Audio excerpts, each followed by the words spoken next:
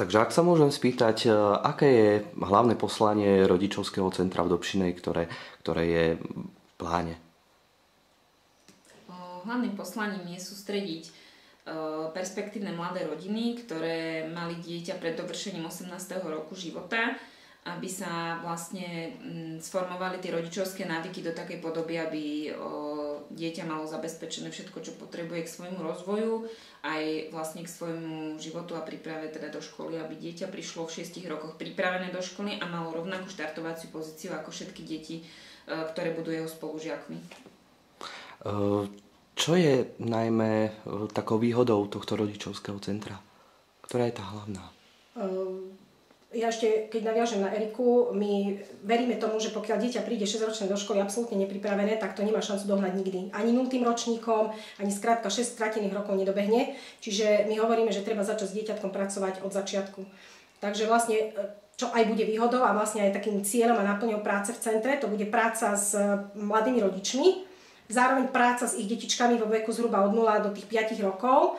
Takže tým mladým rodičom ukázať, ako sa dieťatku venovať, ako s ním doma čítať knihy, hrať sa s ním, stavať kocky, kresliť, aby to dieťatko naozaj 6-ročné prišlo do školy pripravené, aby tá štartovacia pozícia bola adekvátna deťom, ktoré prídu z tých vlastne ostatných rodín, neproblémových rodín.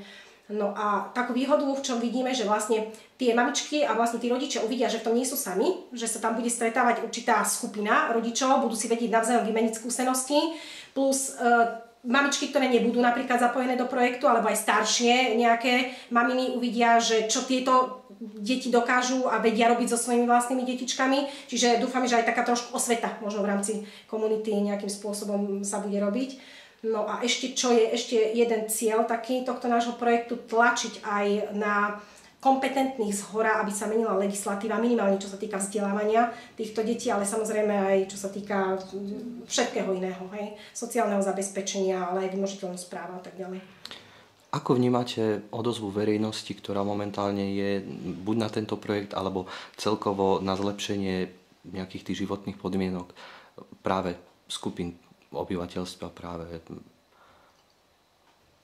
Tak chápeme, že niektorí ľudia už sú naozaj rezignovaní, pretože nemajú dobré skúsenosti s niektorými ľuďmi, ktorí nevedú zrovna prispôsobivý život aj v našom meste, ale mrzí nás, že nechcú dať niektorí šancu našim mladým rodičom, pretože sú to rodiny, ktoré sa naozaj snažia. A druhá strana tej mince možno nás tak trochu mrzí aj to, že boli zle pochopené tie pohnutky, pre ktoré tento projekt robíme, pretože určite to nie je žiadne finančné obohatenie, pretože sme do Bratislavy a všetky vybavovačky sme absolvovali z vlastných financií, z vlastných výplat doslova a naozaj nie je to zamerané na žiadne obohatenie našej osoby a naozaj boli by sme radi, keby to verejnosť vnímala ako pilotný program k tomu, aby sme mali v rukách argument, ktorý môžeme doslova do písmena hodiť do tváre všetkým politikom, ktorí tieto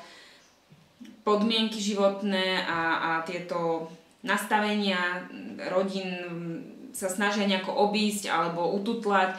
A skrátka chceme mať argument, ktorým im povieme, dá sa to aj takto, dá sa zaviesť zásluhovosť, dá sa zaviesť vymožiteľnosť rodinnej výchovy a základné rodičovské práva, aby boli plnené. Takže nie je to len pre mladých rodičov, je to pre každého jedného človeka v Dobšine, ktorý tu žije a ktorý by chcel, aby tu žili aj jeho deti a aby sme tu žili všetci v podmienkach, ktoré sú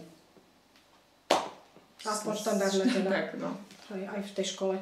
No a ešte čo sa týka verejnosti, tak neviem, ja osobne konkrétne napríklad z Dobšinej nemám nejaké, neviem o nejakých takých, že by mňa osobne niekto kontaktoval a nejaký svoj názor povedal na to, čo robíme, ale stretávame sa s ľuďmi, ktorí investujú do tohto projektu veľké peniaze, vôbec to nejde cez eurofondy ani cez nič. Stretli sme tak úžasných ľudí, ktorí naozaj tomuto veria a chcú pre Slovensko urobiť to najlepšie. A my sa snažíme z Erikou aspoň teda pred obšinu niečo skúsiť urobiť. A možno, že ak sa to uchytí, tak by sa to mohlo posunúť niekam ďalej.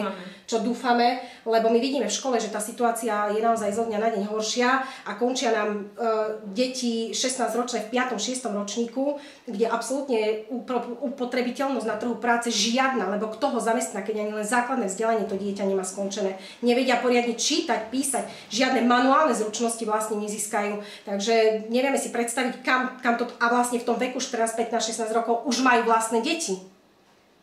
Takže fakt si nevieme predstaviť, kto tu bude o pár rokov, lekár alebo zdravotná sestra, a ja keď vidím týchto našich, niektorých, tak ja by som sa nešla dať k takémuto lekárovi ošetriť, lebo viem, čo je zač, tak neviem. Skrátka, aj toto je jedna taká pohľadka. A to sa týka sa to vlastne aj 9. ročníkov, pretože ako hovorila Norika o tej legislatíve, že sa snažíme tak trochu tlačiť aj do toho nastavenia legislatívy tým, že vlastne teraz stredné školy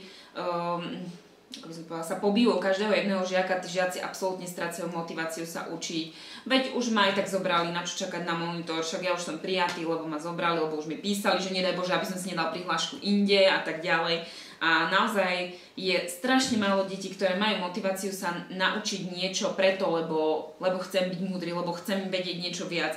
A skutočne tiež si neviem predstaviť, ako to ďalej pôjde, že fakt kto tu bude plniť také zodpovedné naozaj povolania, ako sú lekári a teda tak.